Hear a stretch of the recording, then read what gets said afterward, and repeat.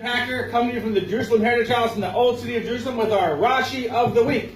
Now we just finished the Torah on Simchas Torah, and we've already started over again with Bereishis, the book of Genesis.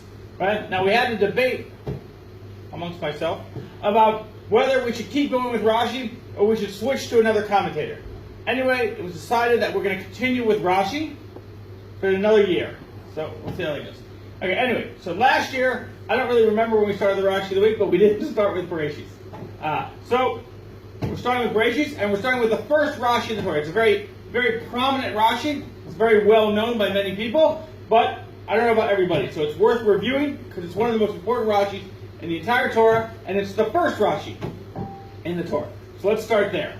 So, as most people know, the Torah starts with, in the beginning of God's creating the heavens and the earth.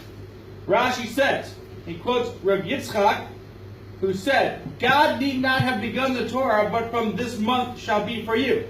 A verse in Exodus chapter 12 that talks about Rosh Chodesh. Because it is the first commandment which Israel was commanded. The Torah is a book of laws, right? So that's where it should have started, with the first law. But that first law doesn't come until the book of Exodus chapter 12. So what is all this before Exodus chapter 12, the 11 chapters of Exodus, plus the entire book of Genesis? What is the reason that it began with the book of Genesis? So it says, so that if the nations of the world will say to Israel, you are bandits, for you conquered the land of the seven nations, the land of Canaan, right? They say that you stole the land of Israel, basically.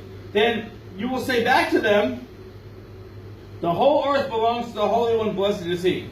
He created it, and He gave it to the one who is proper in His eyes. By His wish He gave it to them, the seven nations, and by His wish He took it from them and gave it to us, to the Jewish people. And so what Rashi is explaining to us is that the Jewish people's right to the land of Israel is because God gave it to us. What's God's right to give it to us? Because God created the entire world. Since God created the entire world, it's His world. He can do with it what He wants. And what He decided is that it belongs to the Jewish people. It's really a wild Rashi if you think about it. First of all, why would somebody even come and say you stole the land? The way of the world is that whoever might is right. If you got the land, then it's yours. Did Indonesia steal their country? They had a pretty rough week, right? Were there people there before then? Probably. Who? I don't know. Right? Russia? How did Russia get Russia? How did Brazil get Brazil? I mean, the Spanish stole it, or Portuguese. Right? How? You got the land, you got the land. You can't steal countries.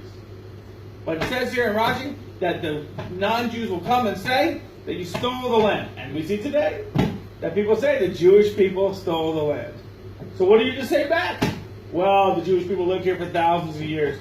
Well, our holy sites are here. Well, our Torah tells us we have special laws here. Well, we mention Jerusalem and the land of Israel throughout our prayers and throughout all of our liturgy and everything. We have all these things, and we're good people, and we're democratic right now, and we're open-minded, and all this kind of stuff. No. God created the world. It's His decision, and He gave it to the Jewish people. That's the answer. That's the only correct answer.